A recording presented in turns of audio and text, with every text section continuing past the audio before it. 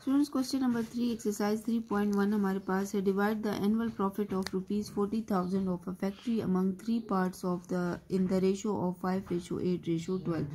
ठीक है, अब ये कह रहे हैं हमारे पास जो एनुअल प्रॉफिट है वो 40,000 है और 3 पार्टनर्स हैं, उनमें जो इक्वल रेशो है वो डिवाइड की जाएगी, तीनों को सेम अमाउंट में जो है वो शेयर मिलेगा।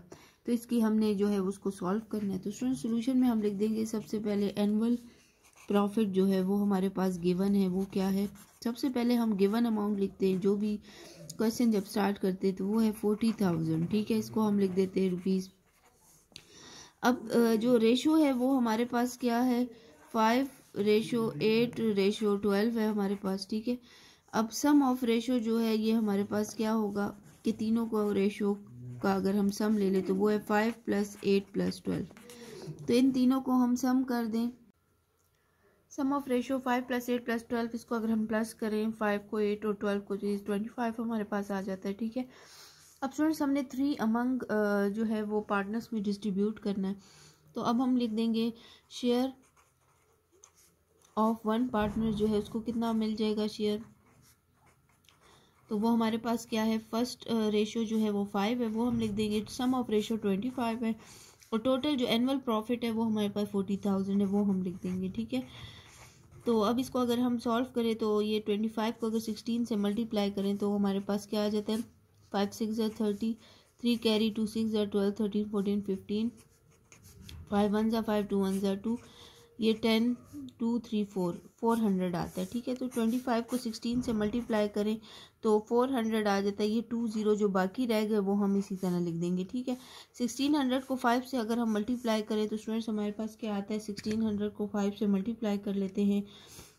ठीक है, तो ये हमारे पास आ जाता है 8000। ठीक है, तो ये हमारे पास जो है वो फर्स्ट जो है शेयर पार्टनर का शेयर था 8000 रुपीज़। ठीक है, इसके बाद अब हम लिखेंगे शेयर ऑफ सेकंड पार्टनर। ठीक है, कि सेकंड पार्टनर का जो है वो क्या शेयर था, तो वो हमारे पास क्या आ जाता है, शेयर ऑफ सेकंड पार्टनर हमारे पास है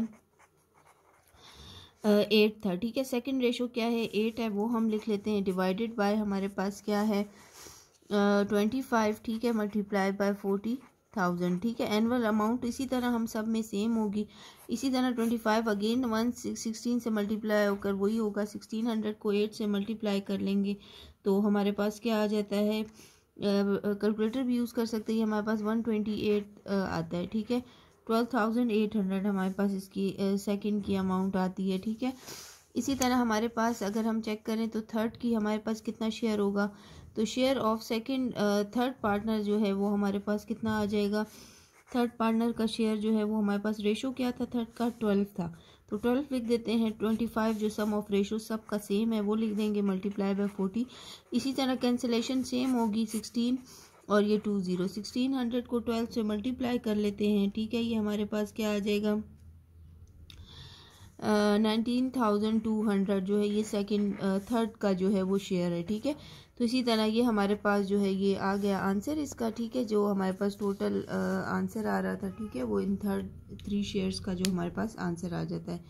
बस 4 क्वेश्चन है कि एक्सरसाइज 3.1 का, इफ़ 11(x-1) जो है वो हमारे पास है equal to 22:27, find the value of x। अब 2 रेशोज़ हमारे पास गिवन है, इसमें हमने x की वैल्यू फाइंड करनी है। तो स्टूडेंट्स हम रेशो को जो है वो किस तरह लिख सकते हैं कि 11(x-1) है और इज इक्वल टू 22:27 है। तो स्टूडेंट रेशो को हम डिनोमिनेटर की फॉर्म में भी लिख सकते हैं। 11(x-1) है तो इसको हम लिख देते हैं divided by x-1 is equal to 22:27 है तो इसको हम 22/27 लिख देते हैं। ठीक है, अब इसकी क्रॉस मल्टीप्लिकेशन कर लेते हैं। ठीक है, x-1 22 से मल्टीप्लाई होगा 27 11 से, 22x-1 से मल्टीप्लाई होगा और 27 जो है वो 11 से मल्टीप्लाई हो जाएगा। ठीक है, 22x 22x आ जाएगा। 22 को 1 से मल्टीप्लाई करें तो 22 आएगा -22 और 27 को अगर हम 11 से मल्टीप्लाई करें तो ये हमारे पास आ जाता है 297 आ जाता है। ठीक है, अब स्टूडेंट्स ये 220x है -222, ये प्लस 297 इक्वल के साइड पे आके -297 इज इक्वल टू 0 हो जाएगा। ठीक है, अब माइनस माइनस प्लस हो जाएगा। ठीक है, 22x प्लस यानी साइन माइनस का लगेगा, 297 में हम क्या करेंगे 22 को प्लस कर देते हैं, ये हमारे पास क्या हो जाएगा 319 आ जाएगा। ठीक है, इज इक्वल टू 0। अब स्टूडेंट 222x को इधर ही रहने देंगे, ये -319 को इक्वल की साइड पे ले जाएंगे, +319 होगा।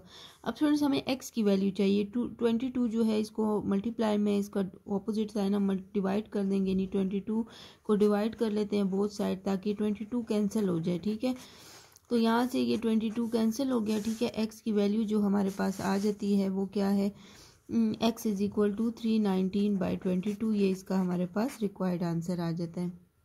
स्टूडेंट्स 319 को हम डिवाइड कर लेते हैं अगर 22 पे, तो ये हमारे पास क्या आ जाएगा, 14.5 इसका रिक्वायर्ड आंसर आ जाएगा।